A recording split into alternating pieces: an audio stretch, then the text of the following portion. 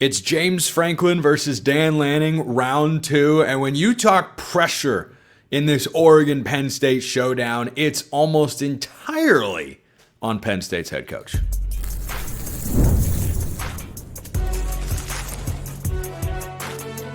You are Locked On College Crossover, part of the Locked On Podcast Network. Your team every day. Yes, it is that time once again for a crossover edition of Locked On Ducks and Locked On Nittany Lions. I'm Spencer McLaughlin. He is Zach Seyko. Our followers probably know who we are pretty well at this point. Thank you all so much for making this your first listen or your first view of the day. Part of the Locked On Podcast Network, your team every day, your number one source to stay up to date with the Ducks if you're on my channel, the Nittany Lions if you're on Zach's channel. A lot of coach speak, but the fun kind coming on today's show. We'll talk about the coordinator matchups in this game, which are fascinating because they have all seen each other before. How does that play out on today's show, which is brought to you by our friends over at FanDuel. Right now, new customers can bet just $5, and if your bet wins, you'll get $300 in bonus bets to use across the app. Download the FanDuel app today. I don't know how you could come to the conclusion that there's more pressure on Dan Lanning to win this game. The narrative surrounding Penn State, the opportunity for Penn State with what they have coming back, the Jim Knowles hire from last year. You add on top of that the fact that Dan Lanning beat Ohio State last year, because he didn't have the same question or stigma. Every now and then, I'd see the comment get thrown out there from some folks, Lanning hasn't won the big, can he win the big game? Well, then he beat Ohio State, then he beat Penn State in the Big Ten championship game. That narrative went away very quickly. James Franklin can dump that narrative of he's never going to do more than just go 10-2 and lose to the big teams and lose the big games. That's what he's going to do. If he's an underdog, he's losing. And if he's a favorite, he's winning. He is a slight favorite in this game. But Seyko, I think there is a lot more pressure on James Franklin in this game than there is for Dan Lanning. Not that Lanning couldn't take criticism if he loses, but it's way more in Franklin's corner. Yeah, Penn State has more to lose in this game against Oregon. Because of all the things that you mentioned, and then some, right? Dan Lanning he's not pushing 15 years with one program. He's still a relatively new head coach. James Franklin he's at Vanderbilt. He's been at Penn State for a decade plus, again, pushing 15 years. And there isn't a game that you can point to and say, that's his signature victory, other than Ohio State 2016. Okay, yeah, there's some other good games across the board, right? There's bowl wins, okay? They've won 11 games in a season. They made it to the semifinal. But when we talk about signature victories, or you say Dan Lanning, Ohio State last season, even though they got absolutely blitzed in the Rose Bowl Part 2. Okay, but they still Thanks for reminding us of that. We appreciate it. Might as well help out because you're reminding me that James Franklin is what? 1-20 against top 10 teams, etc. The record's bad. And so Penn State has more to lose, but they also have so much more to gain. Because I think of this from an even larger picture for the storylines. It's not just about, proving that you are now in Tier A as opposed to Tier B. I think of the recruiting aspect of it because Oregon recruits nationally. They've gone into this DC, Maryland, Virginia area where Penn State has routinely done well.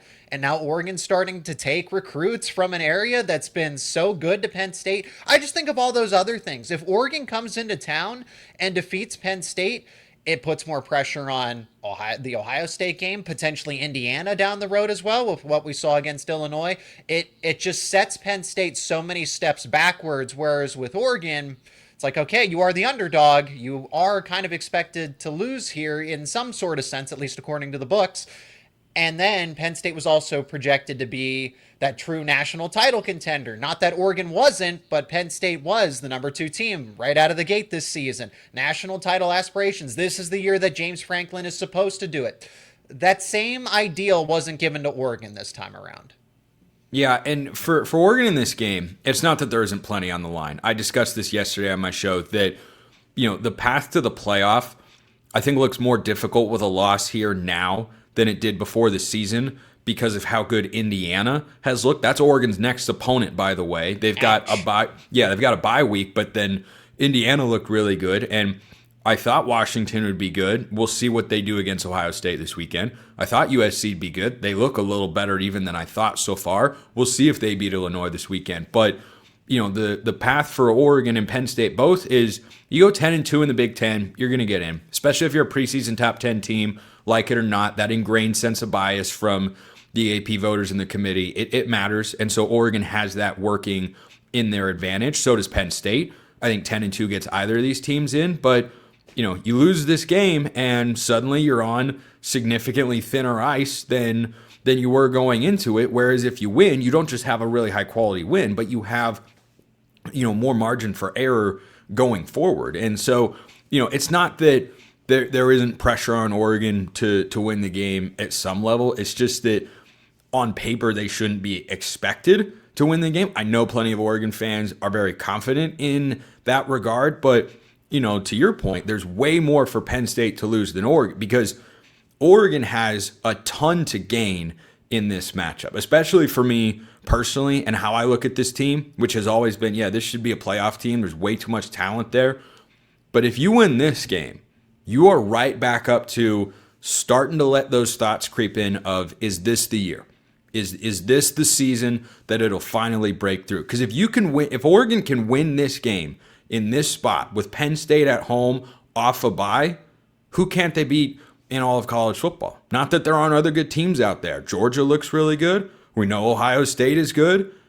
There are a lot of good teams, but if Oregon can win this game, I think you show that you've gotten back to that level that you were at last season where it was going into the playoff, national championship or bust. The expectations in my eyes shift dramatically for Oregon in this game if they go on the road and get a win. Well, and again, it goes back to kind of the preseason chatter around both these teams. Penn State was viewed as a true national title contender. So was Clemson, right? Yeah. But that conversation's a lot different now. And I'm not trying to imply that Penn State is pending Clemson. But I'm saying that you had your tier 1 teams going into the season.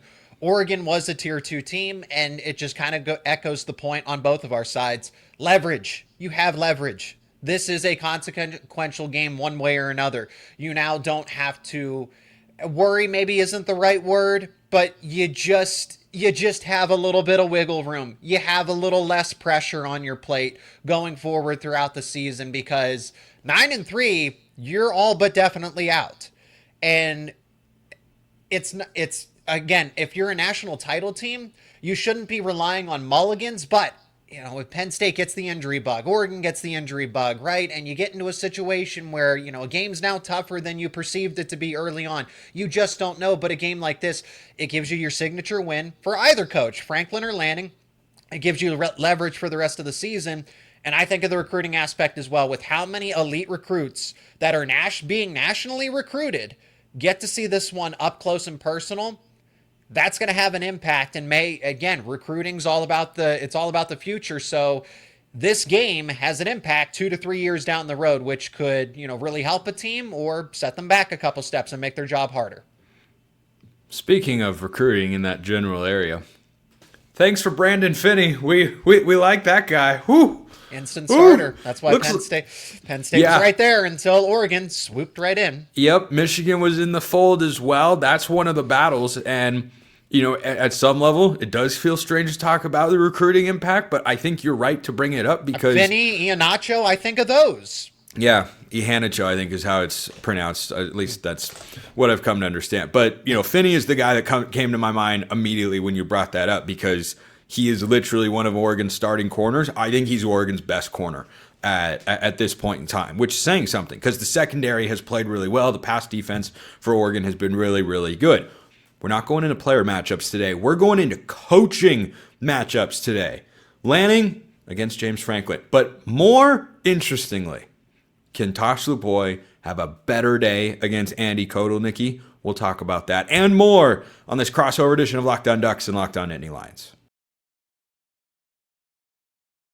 First, this episode brought to you by our friends at Mazda. Mazda crafts cars for those who do more than simply move. Mazda delivers confidence with every ride, with more IIHS top safety pick awards than anyone else as of August 2025. From footwork to breath work, the athletes in this game sweat all the details. Mazda brings this same intention to how they craft every model. You can make everyday drives feel like anything but, from smooth handling to intuitive controls.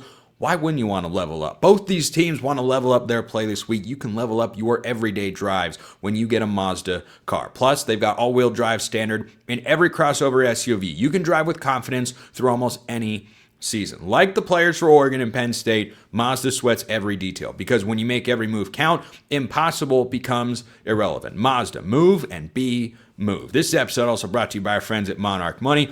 Most people can't name all their financial accounts or even what they're worth, whether it's 401ks, properties, or investments. And when you don't have the full picture, you can end up leaving money on the table. That's why there's Monarch Money, an all-in-one personal finance tool that brings your entire financial life together in one clean, easy-to-use interface on your laptop or your phone. Monarch is built for people with busy lives. And take it from Seyko and myself, we are busy guys. If you've put off organizing your finances, Monarch is for you to make it simpler. Monarch does the heavy lifting for you. You can link all your accounts in minutes, see clear data visuals, get smart categorization of your spending, and finally feel in control of your money, all without ever touching a spreadsheet. Don't let financial opportunities slip through the cracks. Use the code LOCKEDONCollege at monarchmoney.com in your browser for half off your first year. That's 50% off your first year at monarchmoney.com with the code LOCKEDONCollege. Check them out at monarchmoney.com.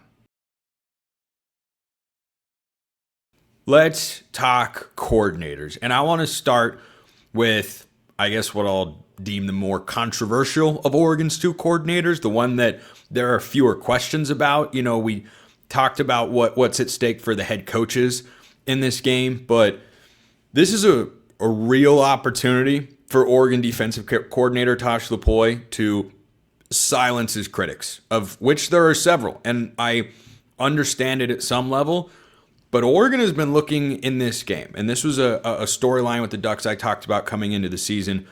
They have failed to hold teams under 30 points in the biggest games of the year. And especially with how Penn State's offenses looked through the first three games, if that doesn't happen here, the calls for Oregon to change defensive coordinators, I bet will get even louder, especially if Oregon doesn't win the game. But he's going up against Andy Kotelnicki, who's one of the best offensive coordinators in the country. Full disclosure, his playbook is my favorite one to use in EA College Football 26. A lot of just wildly awesome concepts and plays in there. But I think the number one thing that I watch in that matchup of Penn State's OC against Oregon's DC, Kotelnicki against Lupoi, I look for how Oregon is able to better adapt to motion and tempo, because that's what Kotelnicki exposed in that Big Ten championship game. Ohio State used the same things. Oregon hadn't made those adjustments. We know how that went. But what Penn State did well, but they ran the ball, of course, exceptionally well, 297 yards on the ground. But just fundamentally, they used a lot of motion. They used a lot of shifts, which is a hallmark of the Kotelnicki offense. And they used some tempo as well. Oregon wasn't ready for it. That's the number one thing that Tosh Lupoi has to have ready. It has to be ready for defensively, or else Oregon's defense will be on its heels again. Yeah, it's the change of pace more than it is the tempo itself, because all of a sudden Penn State will go from first to fifth gear, and that's what they were trying to do, and it just looked out of rhythm at times in these first few games. It looked clunky, so it's something that Penn State's definitely been working on, especially over the course of these 2 weeks to prepare for Oregon. So you get the extra week to, prepare for what Dan Lanning, the whole system's going to throw at you between Stein, between Lupoi. But you also get to work on your craft. You get to perfect some extra things. So tempo is going to be one of those things. It's where Penn State speeds up, but then they slow down. Then they speed up again. It's not just, we're going no huddle. We're going as quick as we can. It's a flip of the switch where after a couple plays, Penn State decides, we're going to keep your defensive players out there. I know you can, there's different substitution rules and everything, and the refs allow you to wait and stuff, but it's still kind of that surprise. You got to make your adjustments quickly as possible. It's how you use the tempo, not the fact that you are using tempo, or else every team in college football that runs at a lightning fast pace would be really good, right? They'd be the best teams in college football. So it is how you use that tempo, and it's shown in the past, whether it's the Big Ten championship game, whether it's the Rose Bowl game, that it does work against Lupoi. I would imagine that he at least is more of aware of it right now and that it's not going to totally catch him off guard, but Penn State will be able to create some mismatches by doing that. Yeah, the issue I did think was with tempo at times in maybe the Rose Bowl a bit more than the Big Ten championship game, but Oregon just in the Big Ten title game so many times looked like they were not fully ready at the snap, or they were trying to communicate with emotion, and they just weren't. They just weren't always as ready to go as they needed to be. I didn't feel like it was, some major tackling issue. Like Katron Allen and Nick Singleton broke, 3 tackles every single play. No, they just had a bunch of room to run, and if you give those guys a bunch of room, then they're going to beat you. They're going to beat you because they're really, really good backs. And we mentioned our crossover on Monday that Penn State's offensive identity has been kind of lacking so far. I think this is a chance because of how the Big Ten title game went. I think this is an opportunity for Kotelnicki to say, hey, maybe we should just lean on these 2 NFL running backs a little bit more. Wild concept. I know. Who could have foreseen? But he might watch that game tape back and go, boy, we were doing this run concept and they had no answer for it. And Oregon's personnel last year was probably a little better than what Oregon has personnel-wise on defense this year, though I still like this defensive group a lot. And that's just it. It's that Kotelnicki, you say offensive identity, or Penn State maybe is unsure of what it is. The offensive identity is to run the rock, be a physical team. They will go 7 offensive linemen in this game. You will see 6, 7 offensive lineman formations. Is Oregon ready for that? Do they have additional players that can compete? Okay, so that's kind of the chess match within the chess match. A little bit of 4D chess here is when Penn State is going to go true power. Oh, it's worked against them, so they finally said, "Hey, let's do it ourselves." Michigan, Ohio State, they've done it against us to close out games and to even put themselves in a winning position. Why not put ourselves in that same path? Why not put ourselves on that same path to victory? It's going to work against, weaker teams, smaller teams, right, that don't have the same size on the depth, the interior of the defensive line, the linebacker room. That's not. I don't think Oregon has a size mismatch here with Penn State at all. But a team that is more inclined to be a speedy team, fly across the field and make electric plays. What happens when they do slow it down and they say, we're going to go a little methodical here. We're going to run those 6 offensive lineman sets, 7 offensive lineman sets, and factor in some tight ends as well. Yeah. That's when you mention Andy Kotelnicki and just how fun of a playbook it is. It's because he can go in so many different directions. 3 tight ends, 7 offensive linemen, 3 running backs. If they wanted to go 4 wide receivers, in theory they could. They're not going to, but it's so many different. They're going to run Wildcat. I would expect to see a Wildcat wrinkle with Nicholas Singleton and Katron Allen in the backfield at the same time, and then somebody's getting the football. Which one? You don't know. Right. And when you brought up the 7 offensive lineman package, the reason my immediate answer was yes. The depth of Oregon's defensive line, I think, is better than any group on either side of the ball, quite frankly. Now, Oregon goes very deep at receiver as well, but the defensive line has been a point of emphasis in recruiting. They've retained almost all the talent that they've brought in. They're all former blue chip guys pretty much, and they all look the part, and they've rotated a lot of them this year. The first 2 guys on the field have typically been Amari Washington and Tioni Gray, but you've got Bear Alexander, one-time Penn State commit, ?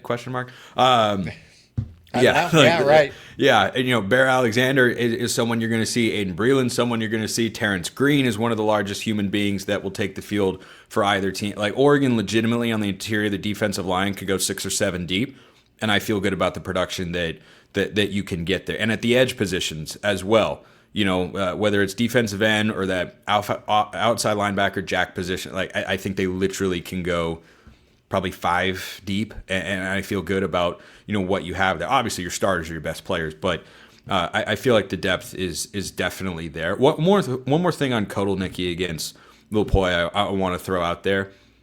Dylan Thieneman, and at times Kingston Lopa, but mostly Thieneman, the Purdue transfer, they've used him in certain packages the way that Ohio State uses Caleb Downs. They've been doing this really interesting and new formation that, Jim Knowles, now Penn State's defense coordinator, did with Caleb Downs last year, where you take your nickel and you make him a deep safety.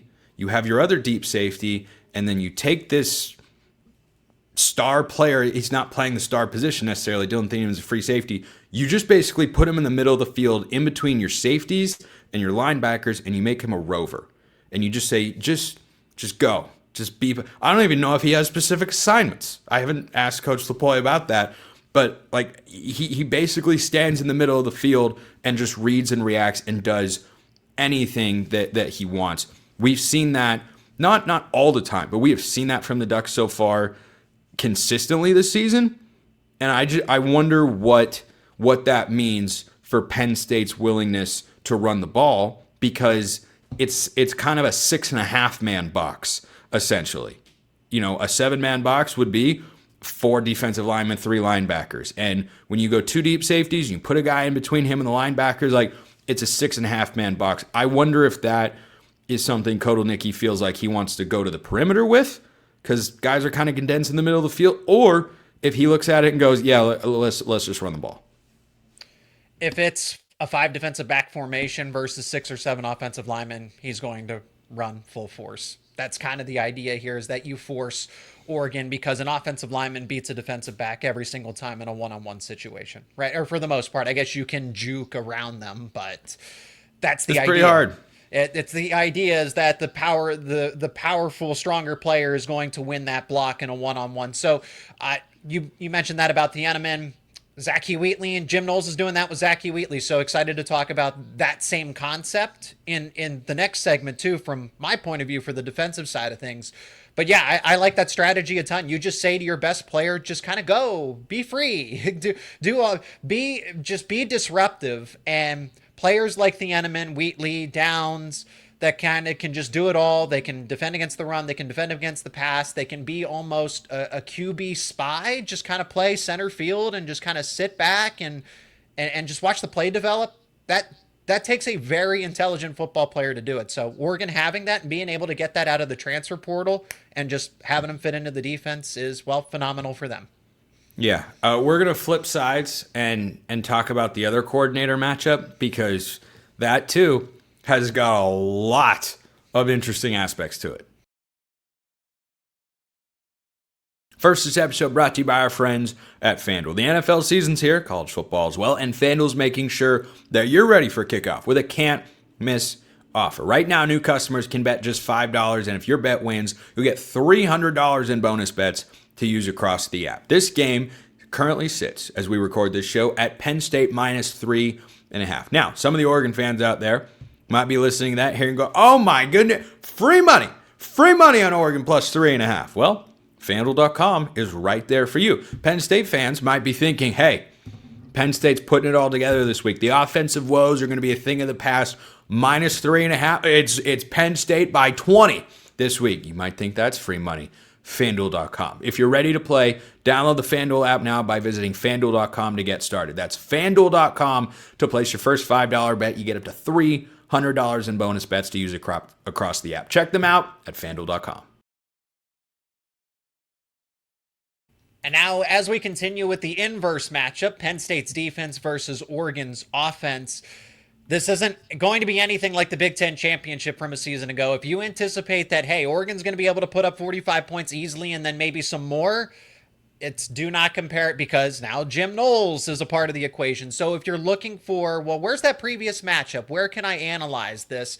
Go to Ohio State-Oregon Part 1 and then Ohio State-Oregon Part 2. And now you're essentially getting that here, because I don't look at it necessarily so much as it's Oregon versus Penn State. Of course it is, but I break it down as Tosh Lupoi against Andy Kotelnicki Part 2. This is Will Stein versus Jim Knowles Part 3. Okay, yeah. So that battle, the tape between Ohio State and Oregon, that is where you're going to find a lot of the answers to what's going to go down here in this matchup between Penn State and Oregon. But you say, hey, Oregon's doing this with defensive backs here and there. Jim Knowles is doing similar things where they're just able to, I just like the way that Jim Knowles is so much more creative. James Franklin talked about it, how they can do so much more with man coverages, zone coverages, blitzes, the way that they invert those coverages, how they've just been such a predominantly man-to-man team over the past 3-4 years. That includes Tom Allen and Manny Diaz alike.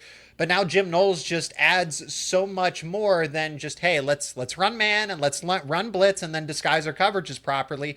And that's the whole thing about Knowles' system, is that it's so complex and so hard to figure out on a play-by-play basis. Yeah, so the biggest difference between the two matchups last year, Oregon, of course, put up 21 points in the Rose Bowl, 32 at Autzen Stadium. And, there were only eight of those points in the first half in the Rose Bowl. Like, it was very different. One of the touchdowns came when the game was basically decided. So it was very different. The biggest statistical contrast, Zach, was in game one, Oregon outgained Ohio State on the ground 155 to 140, or roughly in that range. They were in the positive in the rushing department. Now, the NCAA counts sack yardages into rushing totals, which I think is dumb. It's the dumbest thing. It's really dumb. It's really dumb. It's really, really dumb. Learn to distinguish between a design quarterback run and a sack or a scramble or anything like that. It's dumb. So you look at the box score and you see that Oregon ran for minus 23 yards against Ohio State on January 1st. Well, you got to take out the sack yardage there, which would bring their total up to a whopping 20 yards as a team when you take out Dylan Gabriel's sack yardage. And, oh, by the way, he was sacked 8 times in that game. So that was, I think, the biggest difference. Coaches will tell you all the time, any defensive coordinator will tell you that. I literally had a coach tell me last week, you can't have a good secondary if your front four can't get there. And your secondary gets a lot better when your front four can just go out and win. It allows them to scheme differently, it allows them to play differently, think different, changes everything when you don't have to cover for as long. So I think that difference for Oregon was rather profound. But schematically, the other thing that changed from game one to game two was in the first one, Ohio State brought everybody up and said, this is not a downfield shot taking offense. This is check it down. The sort of tropes you hear about the Will Stein system. And Oregon said, oh, okay, well, then we're just going to go over the top. And they went over the top with Evan Stewart and Tez Johnson, and they created a bunch of big plays. Then in the second game, those shots just weren't executed, and Ohio State was ready for it, and Will Stein wasn't able to counter in time. So, how this matchup plays out for round 3, I'm really interested to see, can Oregon get those downfield shots? Because the back shoulder fades to Malik Benson and DeCorian Moore have been a great development in this Oregon offense. Are those going to be there? Is that something they feel like they can go out and execute against a Penn State defense that's much better than what they've seen so far? Or do they feel like, no, we'll take those shots if we have to, but we want to attack them in other ways? But, from game 1 to game 2, those were the biggest things that changed. Ohio State won up front, and Oregon didn't hit any deep shots. I think you're going to want to try to mimic part 1 as much as possible, at least from what I've seen so far. And again, that just it's dictated on the matchup. You don't need to be as conscious with the explosiveness of Villanova, Nevada, FIU, right? You don't have to work. Whoa, this quarterback. You're telling me the Wildcats and the Panthers are not downfield passing threats against Penn State? Believe it or not, Villanova was actually the best of the bunch, and that's not to disrespect FIU and Nevada. It's that Villanova has that capability. But so Dante Moore can launch a football 80 yards, right? You have Malik Benson and DeCorian Moore and a bunch of others. Kenyon Sadiq too. His athleticism can go catch a deep pass. Don't think of Sadiq as, he's a tight end, so he's your 5 to 10 yard guy. Check it down. No. That's a guy up the seam. I think Penn State fans of any fan base in the country should understand what this guy is capable of. Like, coming into the year, his kind of brief coming out party was in that Big Ten championship game when he hurdled a guy on the first drive and then caught another touchdown. So I've seen a lot of cover 3.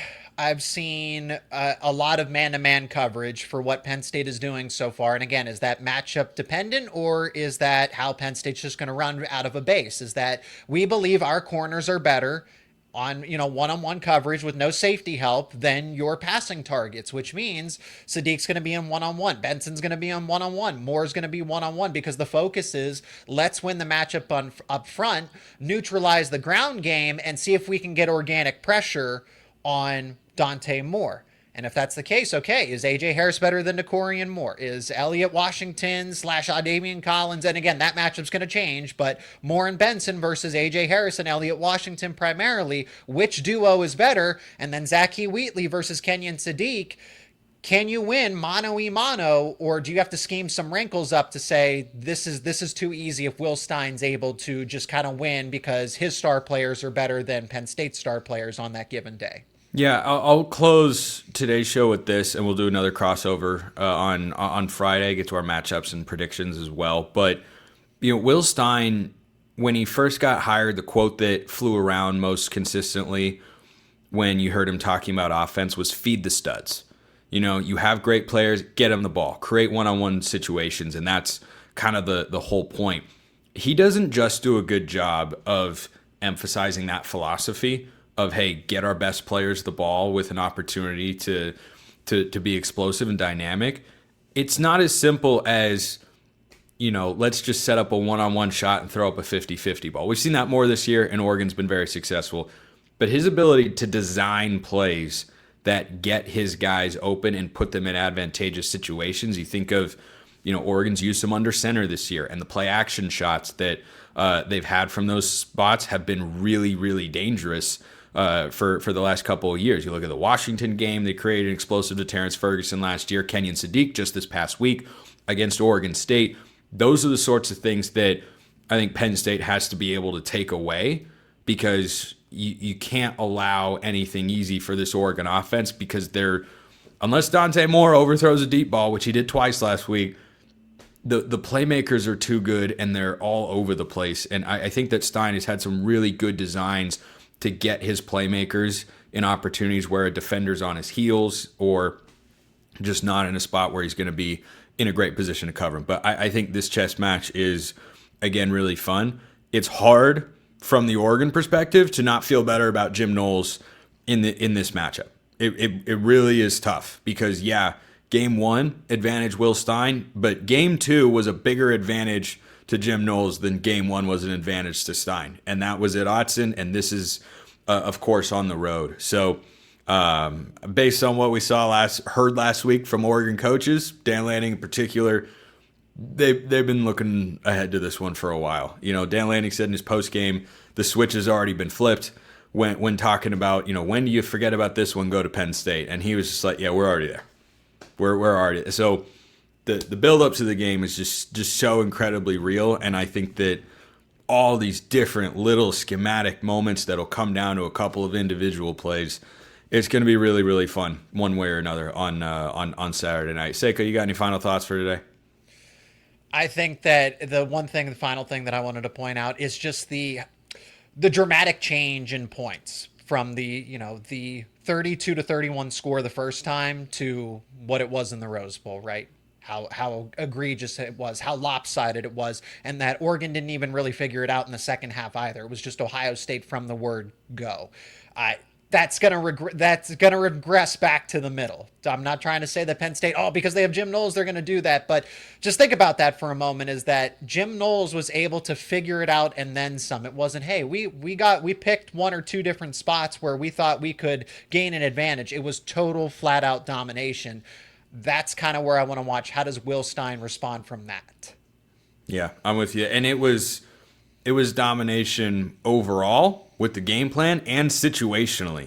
Oregon really struggled in a number of spots in that particular game. So there's your coach talk for the day. But much more exciting than the traditional coach speak you get. Zach Seyko, Locked On Nittany Lions. I'm Spencer McLaughlin, Locked On Ducks. We will do this again for Friday's show where we will have our predictions. Will I change my mind and pick Oregon to win the game? You'll just have to tune in to find out. Appreciate everyone listening. We'll see you next time. And until then, hope you all have a wonderful rest of your day.